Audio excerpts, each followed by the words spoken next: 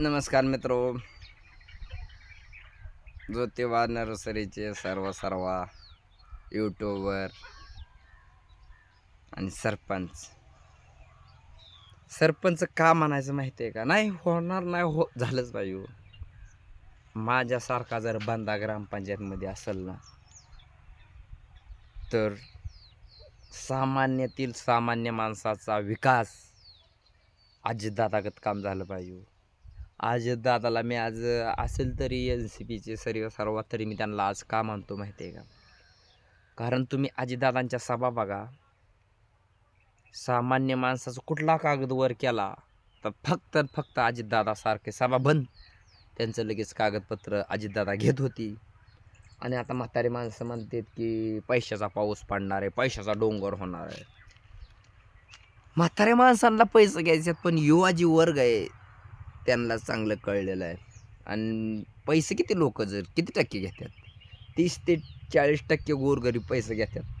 पण मला यूट्यूबच्या माध्यमातून गोरगरिबांना सांगायचं आहे, एकदाच तुम्ही अस्तित्वाची लढाई लढा. एकदाच तुम्ही अस्तित्वाची लढाई लढा. परमपूज्य डॉक्टर बाबासाहेब आंबेडकरांनी काय तुम्हाला शिकवलं? आम्ही नागरिकशास्त्र शिकलो, आम्ही राज्यशास्त्र बी शिकलो. तिथं कुठं नव्हतं ना. मी फक्त घडत गेलो. तुम्हाला सांग काय, मी वयातील 25 वर्षाचा मागचा गुणक्रमण सांगणार.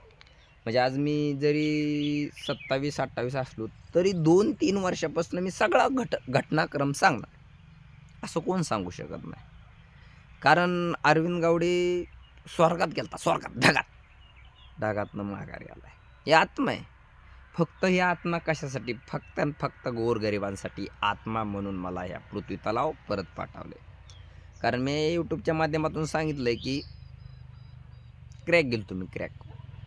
ते दिवस आठवले तरी माझ्या डोळ्यात पाणी येतं. माझ्या डोळ्यात पाणी खरं असतो. यूट्यूबवाल्यांना, प्रत्येक यूट्यूबर असं इतका गचाळ्यात पडत नाही. मला लोक म्हणतात की चांगली फोटोग्राफरवाले तुमचे व्हिडिओ जरासा बरोबर येत नाही. मला त्यांना एवढं सांगायचं आहे, माझं बोलणं तरी बरोबर आहे ना. मी कठोर दिवस काढणारा माणूस अरविंद. राजकारणातील अजून एक नाव म्हणलं तरी आमच्या बंधू, त्याचं आता नाव घेत नाही, ते नाव घेतलं की घेऊ नाव पुढच्या व्हिडिओमध्ये घेऊ. त्यांनी सांगितलं की RR पाटलांनी लई बेकार दिवस काढलं. त्यांनी गरिबांचं कल्याण केलं परत, पण शाळेत असताना त्यांची परिस्थिती एकदम म्हणजे बेताची होती. आणि त्यांनी वाईट दिवसातनं त्यांनी आपला अभ्यास पूर्ण केला. लाईट नव्हती वगैरे काय त्यांचं सांगितलं त्यांनी. फक्त मला तमाम मराठातील लोकांना सांगायचं आहे, जे पैसे घेतात त्यांना तर लगेच सांगायचं आहे, तुम्ही मत ऐकता हो. मतदान डॉक्टर बाबासाहेब आंबेडकरांनी नावच दिले. मतदान डॉक्टर बाबासाहेब आंबेडकरांमुळे आपण आज मतदान करू. आणि मतदान करून तरी काय उपयोग होत नाही. काय करते भाजपवर बोलला खलास करतात म्हणतात. अहो तुम्ही काँग्रेस बी होतं ना, काँग्रेस इतकं बेकार नव्हतं. काय असून द्या, काय जनता करण ती खरं. पण आता काय होते, भाजप करण ती खरं नाही हो. जरी काय फक्त काय लोक त्यांच्या पक्षातील लोक म्हणतात आम्हाला हिंदूंनी मतदान दिलं तरी बरं.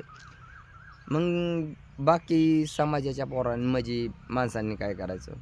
फक्त हिंदूंचाच विषय आणि बाकीच्यांनी काय करायचं?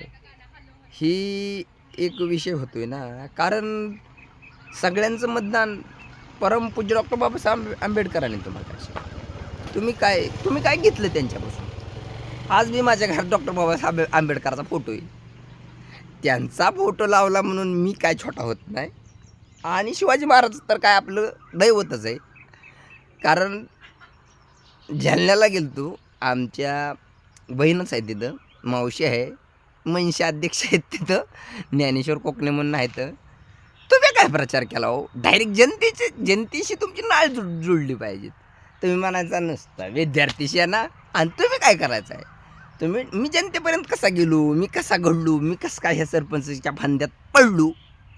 कारण आज बी गावात लई बेकार अवस्था आहे. जिथं लोक मोठीत, एक गावात लय म्हणायला लागेल, पूर्ण गावात म्हणलं तर 100 पुढारी म्हणायचं. आणि त्या पुढाऱ्यांचीच घरं भरतात आणि बाकीची गरीब वंचित राहतात. आज बी माझ्या गावामध्ये एक बी वंचित राहिलं नाही पाहिजे असं मला वाटते. आणि ते मला करून दावायचं आणि मी ते करणारच. सुट्टी नाही, कुणाला सुट्टी नाही. मी म्हणतो ना, कळसाच्या पांढरीत हाती टिकतच नाही, टिकत नाही. कारण अध्यात्म ज्ञानात असं वाटतं की मला माळ नाही, गळ्यात माळ नाही, आयपोटात बी काळ नाही. फक्त माळ नसली तरी मी कीर्तन करतो म्हणजे करणारच. पण आमचे उत्तम महाराज पोनकुले म्हणतात तसं नसतं. तसं असतं वय 10 रुपयानाच टिकतंय. काय 10 रुपया तर राव. महाराज लोकांना खुलं आव्हान आहे माझं. जी महाराज आहे ना त्याला अजून खुलं आव्हान आहे. हे ज्योतिबाची शपथ आहे त्या महाराजाला, तू मारणार.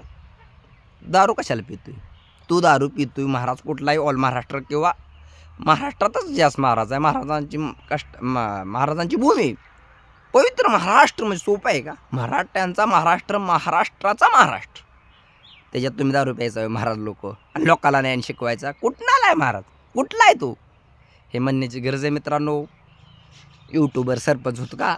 यूट्यूबवर जाऊन विचार पाठवायचे. तो विचारांची देवाणघेवाण. मी कसा घडलोय ती शाळेतल्या पोरांनाच माहिती.